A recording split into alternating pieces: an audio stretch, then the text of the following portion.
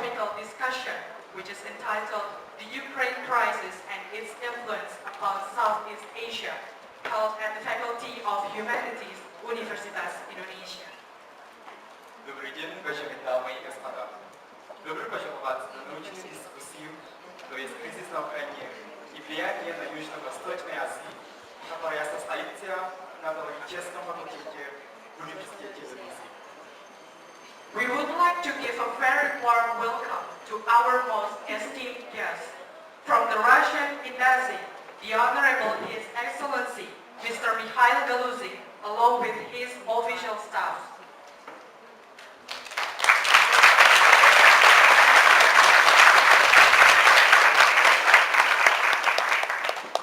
From the U.S. Embassy, the Honorable His Excellency, Mr. Robert Oleh Jr., along with his official staff.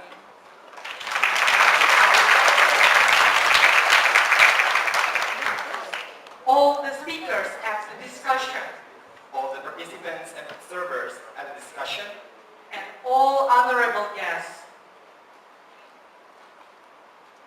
Good afternoon and best wishes to each of you. The Ukraine crisis and its influence upon Southeast Asia discussion aims to bring knowledge to all scholars, and particularly at the Faculty of Humanities at Universitas Indonesia, about this issue taking place within Europe, and what influence it may have upon Indonesia and as well Southeast Asia. This discussion is also aimed to have a positive relation with the country representatives from Russia and United States of America to broadly expand the Universitas Indonesia Cooperative Network. This event is organized on behalf of the Area Studies Department and the Slavic Studies Department of Universitas Indonesia, and this discussion is also supported by the Russian Federation and the United States of America Embassy in Jakarta. Honorable ladies and gentlemen, before we start, we would like to introduce ourselves. My name is Ferry Sandria. And my name is Michelle Alimana. And we are your hosts for today.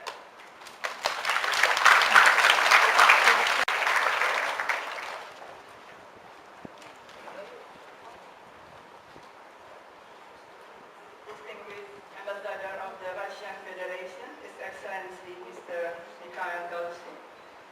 Ambassador of the United States of America, His Excellency Mr. Robert Oleh Jr. Director of University of Indonesia, Dean of the Faculty of Humanities, University. Ladies and gentlemen, on behalf of the Director of the Universitas Indonesia, Professor Dr. Pengetahuan, and as the Dean of the Faculty of Humanities, Universitas Indonesia, I would like to welcome honored and distinguished guests, colleagues, and graduate and undergraduate students in our academic discussion on the crisis in Ukraine and its influence in Southeast Asia. It is an honor to extend my gratitude to the keynote speakers, the Ambassador of the Russian Federation, His Excellency Mr. Mikhail Galuzin, the Ambassador of the United States of America, His Excellency Mr. Robert Oleh Jr., and the panelist, Political Counselor of the Russian Federation, Mr. Oleh.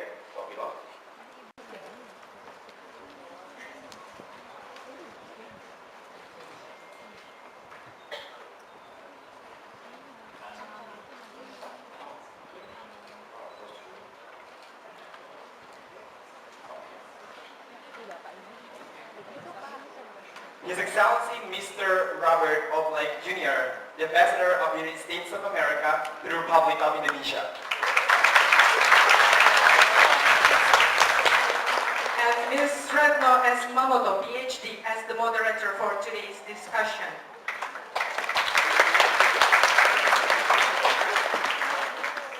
Ladies and gentlemen, at this time, we hand over the current session entirely to the moderator. Thank you.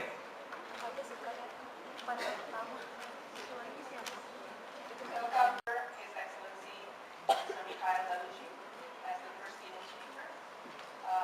Can I give you a mic?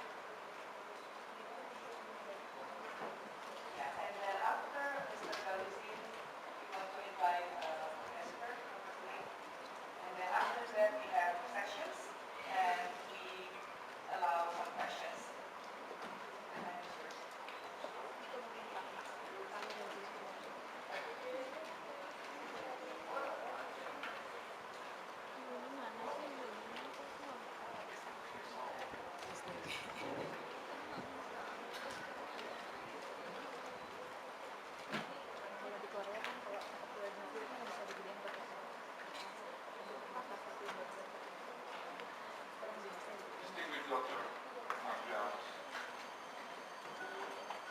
distinguished colleague ambassador, Robert Oleh Jr., His Excellency Robert Oleh Jr., honorable colleagues ambassadors, honorable friends, ladies and gentlemen. First of all, as ambassador of Russia to Indonesia, a great country and a great and true friend of Russia, I am very honored to speak today here in the leading university of Indonesia. And it is of special importance for me because I have a valuable chance to explain the views of my country on the hugest problem of the world community nowadays, the crisis in Ukraine and its consequences on the international relations, or perhaps lessons, including lessons for the Asia Pacific and Southeast Asia. Not just economic, but first of all human times.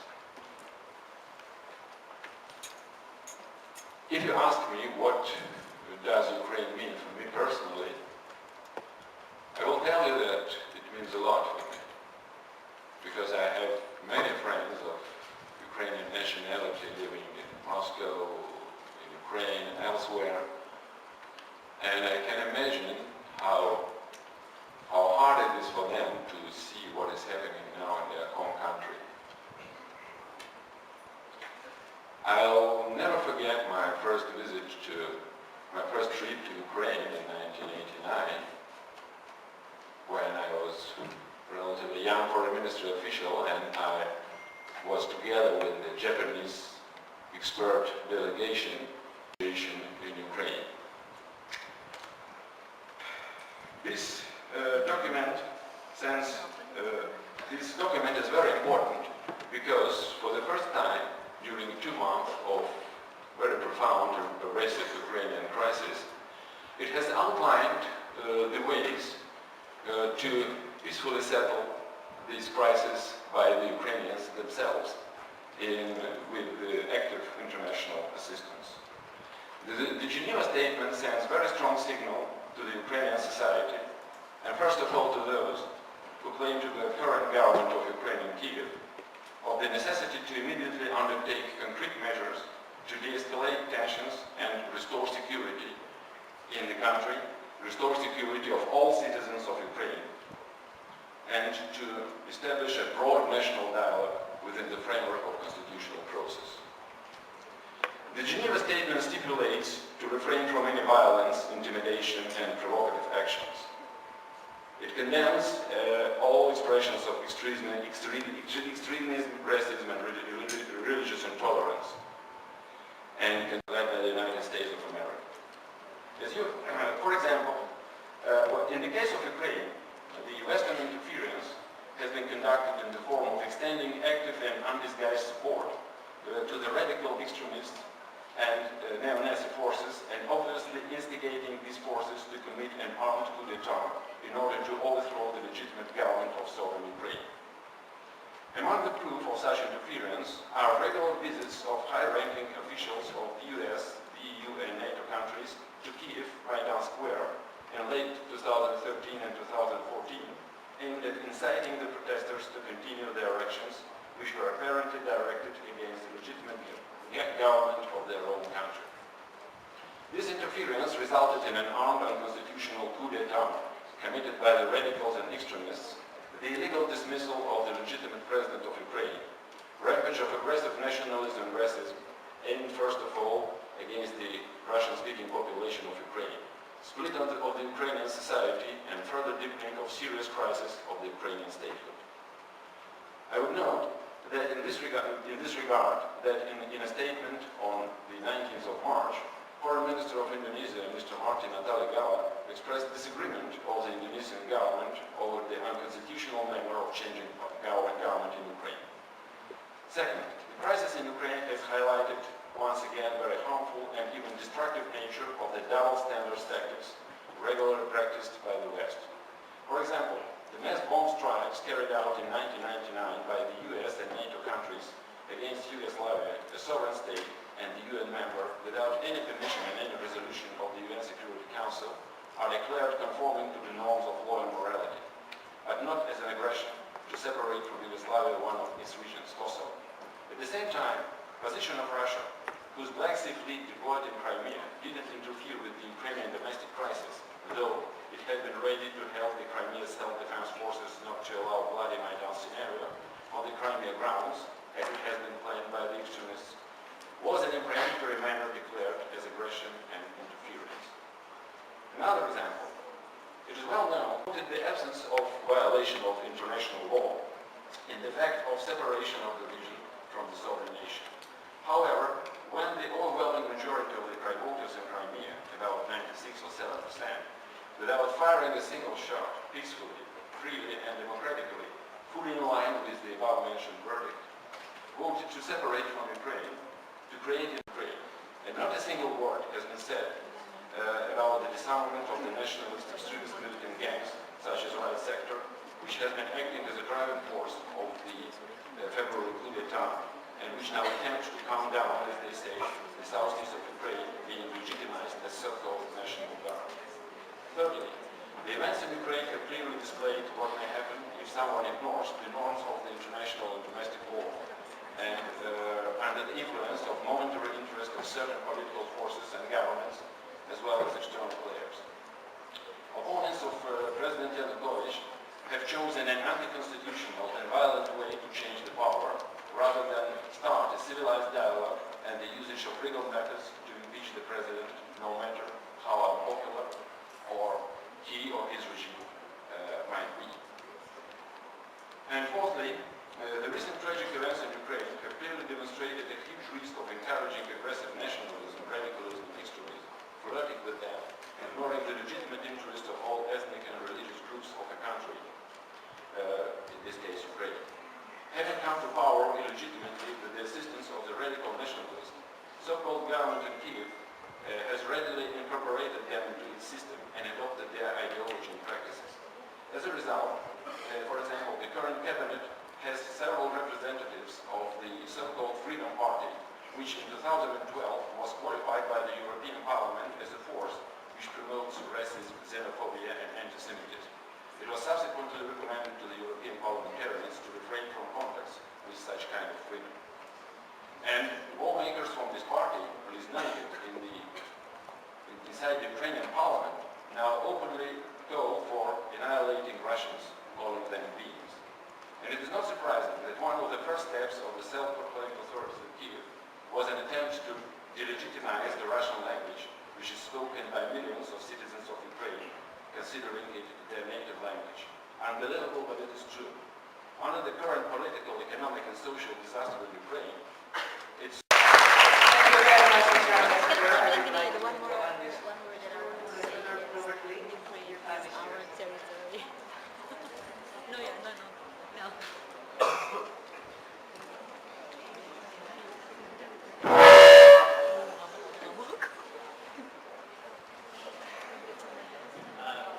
Dr. Adrianos Orlantu, Vice Rector Wibawata, Dr. Mamto, Dr. Budianto, students of the University of Indonesia, the Ambassador of Russia, the Ambassador of Ukraine, other ambassadors who are here today.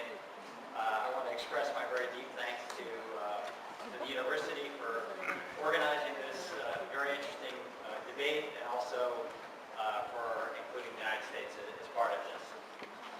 I think that Russia's intervention in Ukraine is a very, very important issue in the United States, for the same reason it's an important issue for Indonesia and every other country. It has very profound implications for the stability of international law and norms, and it has important implications for Southeast Asia. To be clear, Russia's military intervention in Ukraine, its illegal occupation of Crimea, and its annexation of Crimea violate the most fundamental principle of international law, and that is respect for sovereignty and territorial integrity. You all know the sequence of events that has happened in Ukraine. Ukraine had been negotiating an association agreement and a free trade agreement with the European Union since 2008.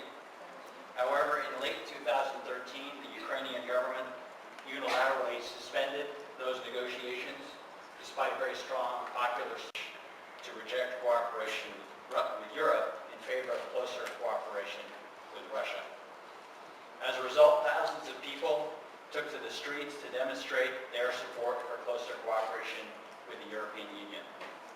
And President Yanukovych's government began a violent crackdown on demonstrators. On February 21st, President Yanukovych and members of the opposition signed a compromise agreement negotiated with the help of 3 European foreign ministers acting as mediators. Under its terms, President Yanukovych had 48 hours to sign the first piece of agreed action, a constitutional reform. And not only did he not sign that, but he actually ran away and left the country. Contrary to claims that a coup took place, the democratically elected parliament overwhelmingly voted to remove Yanukovych from the office that he had abandoned, with 328 votes in favor and none against. The parliament empowered a transitional government and set an early date for national elections, which will take place on May 25th. Many countries, including the United States, came to the assistance of Ukraine to support this transition, but not Russia. Russia refused to speak to the new government in Kiev. Instead, it deployed troops across the sovereign border into Crimea. And these troops took control of Ukrainian military bases and local government buildings. For weeks, Moscow denied these troops were Russians, even though they drove vehicles with Russian license plates and identified themselves as Russians to local reporters. President Putin finally admitted 2 weeks ago on Russian television that he did in fact send these troops into Crimea. Since then, there's evidence of continued Russian support for a concerted, orchestrated campaign of incitement and sabotage to undermine and destabilize the Ukrainian state. In addition, Russian leaders continue to threaten to invade Ukraine again, and Russian troops, 40,000, are massed along the Ukrainian border. Russia often claims that its agents are not active inside Ukraine, but many of the separatists and militias in eastern Ukraine are outfitted with bulletproof vests, camouflage uniforms with insignias removed, and they're carrying Russian-designed weapons. Moreover, Russian internet sites are openly recruiting volunteers to travel from Russia to Ukraine to incite violence. Security must be upheld, not just in order to protect the rights of Ukraine's citizens, but to defend those principles on which all countries rely. In fact, President Putin once shared this view as well. Last year, he wrote a famous editorial in the New York Times, in which he talked about the importance of international and the illegitimacy of international unilateral action. The basic fact is that Russia historically recognized and acknowledged Ukraine's borders. Prior to the illegitimate referendum in Crimea, there was no border dispute between Ukraine and Russia. Russia acknowledged Ukrainian sovereignty over Crimea as a matter of historical fact. The UN Charter commits Russia to abide by those borders. And moreover, Russia made a specific commitment with regard to Ukraine's sovereignty in the 1994 Budapest Memorandum. Under that agreement, Ukraine voluntarily gave up the entire arsenal of nuclear weapons that it had, inherited from the Soviet Union. And in return, the United States, Russia, and the United Kingdom guaranteed to respect Ukrainian independence and sovereignty within its existing borders and refrain from the threat or use of force against Ukraine. Russia's violation of the Budapest Agreement, therefore, not only strikes at international laws and norms, but also undermines 45 years of multilateral diplomacy on non-proliferation and disarmament. The United States has worked with countries in Europe and Asia and around the world to urge Russia to enter into peaceful dialogue with the Ukrainian government. After more than a month, as the ambassador pointed out, Russia sat down with Ukraine, the United States, and the EU in Geneva on April 17th. And all 4 countries agreed to take steps to de-escalate the crisis. And I want to express my appreciation for the support that the ambassador expressed for the Geneva Agreement.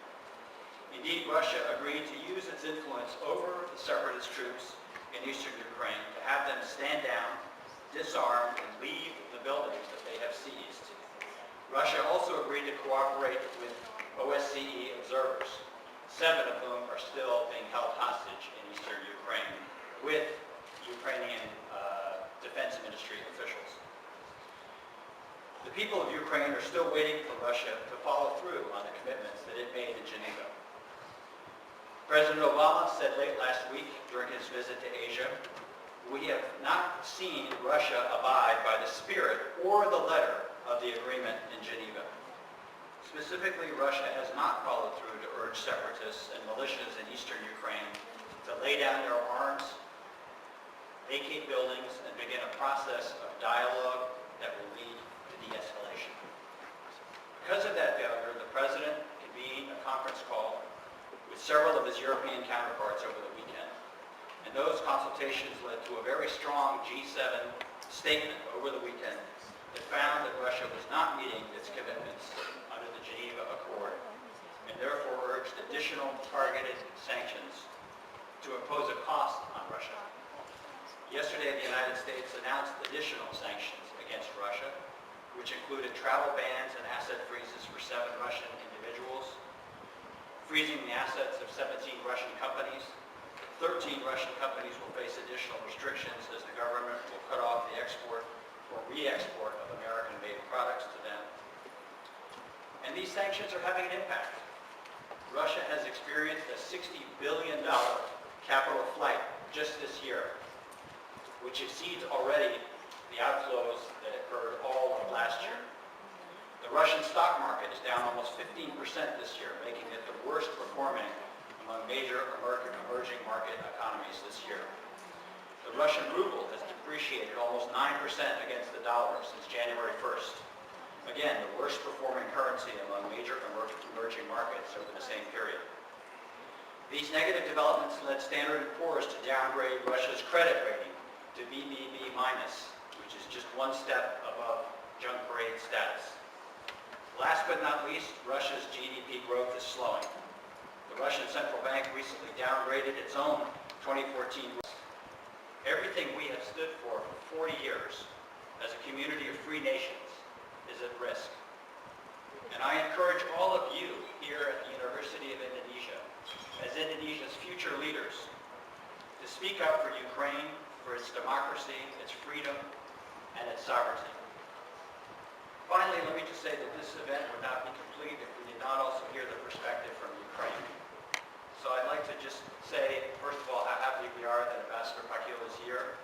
And if you'd like to just invite him to say a few words from my time to defend whatever he has to say about Ukraine as well.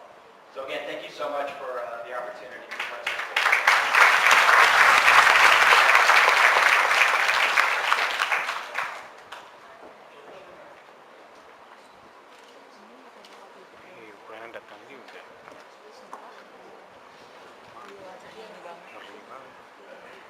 Thank you, Ambassador. This is another gesture of solidarity with Ukraine from the US. It seems me a little bit strange to have a discussion about Ukraine without the participation of Ukraine. Thus, I would like to state the key comments from the Ukrainian point of view. First, not as an ambassador, but as a lawyer, I stress that today's Ukrainian authorities are legal and legitimate because the former president abandoned his post and ran away from the country. The Ukrainian parliament, based on the national legislation, appointed an acting president and interim democratic government and scheduled early presidential elections. Second, it's clear that our close neighbor, the Russian Federation, without any justification, is interfering in internal affairs of a sovereign country. Russia has annexed the Crimea Peninsula, which is the integral part of the Ukrainian territory. It has concentrated military on the Ukrainian border and is blackmailing us. It is sending agents of Russian special forces to stabilize the situation in the eastern part of Ukraine where the Russian speakers live. It is leading a massive propaganda war. The evidence of this has been made available by the Ukrainian security forces. Third, Okay, it is for you. Translation is there any ambition,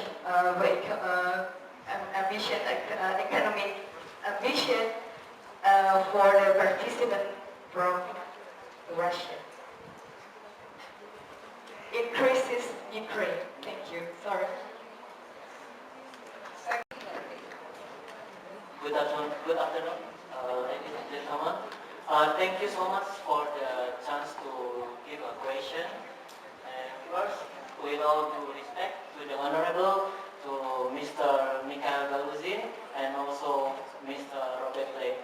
I would like to give some question, and this question I think is the big thing and the whole case of this case. I think it's all have got 4 point of view from Russia, from America, from European Union, and also from Ukraine. So I think all of the thing is same about interdependence theory. So the interdependence theory from Russia and Ukraine before about gas and about economy, and also Ukraine is the gate from Europe to America to Russia, and the interdependence. Another thing is from America. Mr. Mikhail Galuzin. Actually, I don't understand much about political thing, and this question might sound inappropriate and impolite, and I apologize for that. I have a question. It is mentioned before how Russia has helped Ukraine, especially financially. So does the Russian government feel like they have any kind of privilege to invade or interfere Ukraine? Or is it purely because of the ethnic bone? Thank you very much.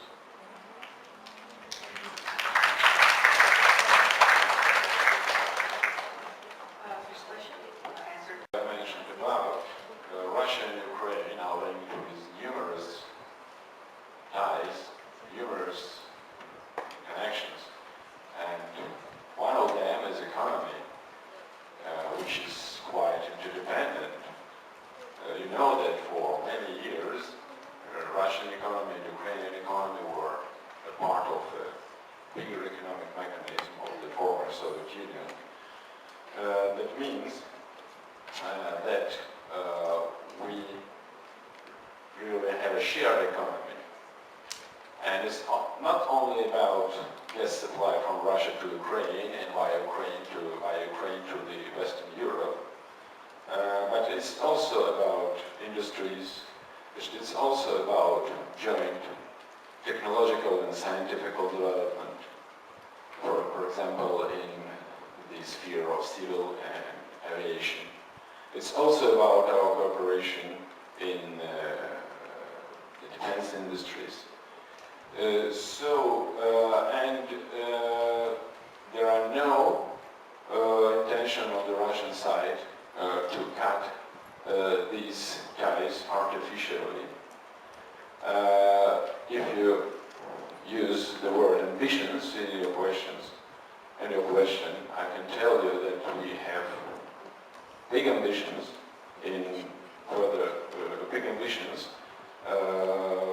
for further development of mutually beneficial economic ties with Ukraine, and this is healthy interdependence between Russia and Ukraine. We both benefit from our cooperation, and this is really what makes a fundamental component of our bilateral relations. And I must say that developing economic ties with Ukraine and other neighboring nations, we contribute to peace, stability and security in neighboring regions, and that's what we want to maintain with Ukraine. Just about Russia, I want to just comment on that very quickly. Interdependence. Yeah. Can I just say that it's a really important question, and I think if you look at the history of the last 40 years, it's been about growing economic interdependence of all countries, but particularly in Europe, where I think the Europeans and others have really tried to embrace a greater economic partnership with Russia. Russia was welcomed into the G7 and became the G8. Europeans and the United States welcomed Russia's entry into the World Trade Organization. And again, I think there's been growing interdependence, and that's a good thing. That's something we want to encourage very much.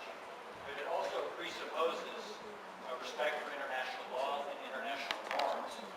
And I think that Russia's actions in Ukraine have caused many of these underlying pillars of economic interdependence to be reconsidered. And that's why you've seen Russia's been suspended from participation in the G8.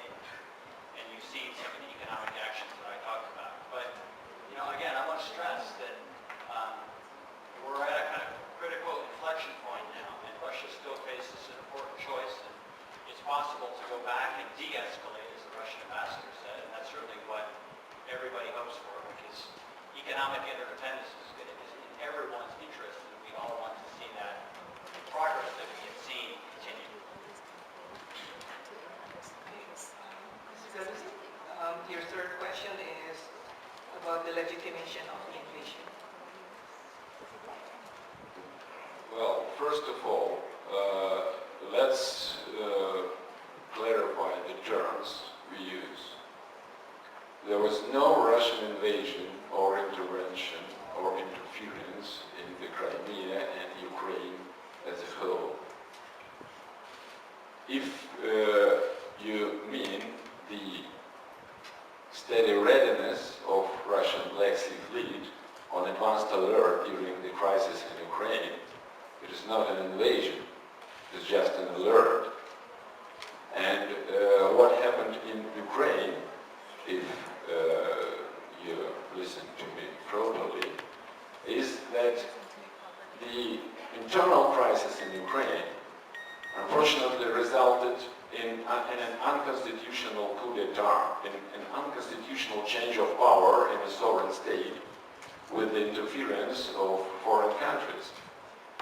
And unfortunately, that's very unfortunate and surprising fact that the current Ukrainian authorities and those political forces, including the extreme rightists who support them, they started sending signals to the Russian-speaking community, unfortunately, of their very hostile attitude to that community.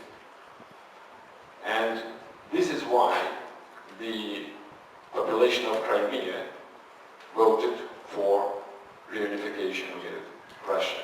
So it's not about Russian invasion, it's about internal reasons that were in the Ukrainian society itself, that the Crimea decided to separate from Ukraine and to reunify with Russia, to reunite with Russia.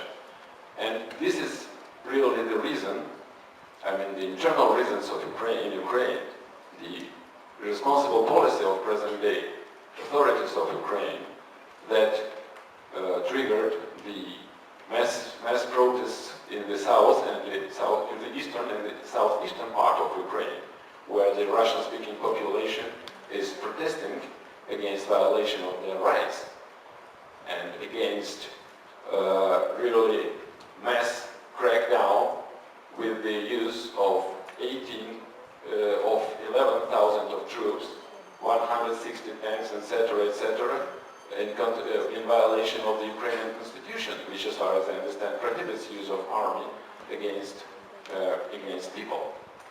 So So it's not about invasion. And if you say about invasion, about agents of Russia, please, we have asked our American partners and our Ukrainian partners, please, we requested, please show us at least one. But instead of that, for both ambassadors for the insightful explanation and the fruitful discussion. And also thank you for the Ambassador of Ukraine for his special remarks. Ladies and gentlemen, there will be now the awarding of plaque and gifts to the Ambassador of Russian Federation to the Republic of Indonesia, His Excellency Mr. Mikhail Galuzin, awarded by the Dean Faculty of Humanities, Mr. Dr. Adriano Story.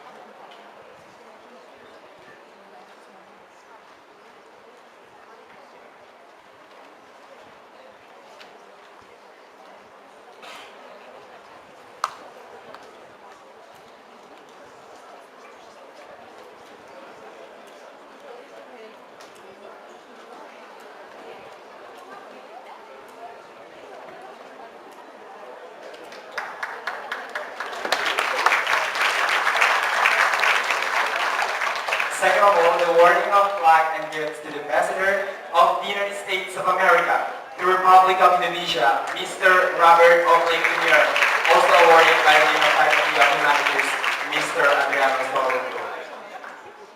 And next one, now we proceed to the group pictures taken from both embassies along with the committees from Faculty of Humanities, Universitas Indonesia.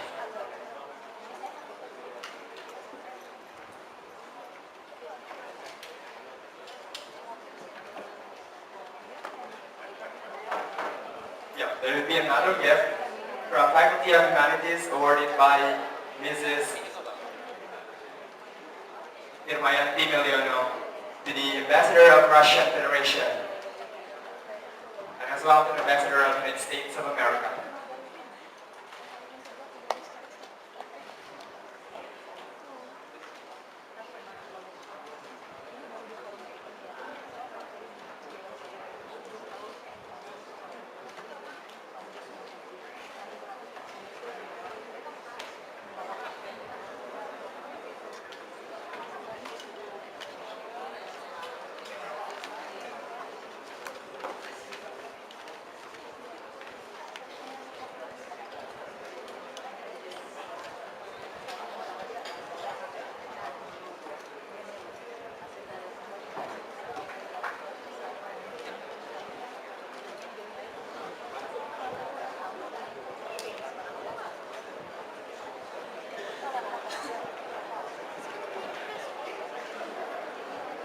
Honorable ladies and gentlemen, before we proceed to the panel discussion, we will now continue with a performance from a group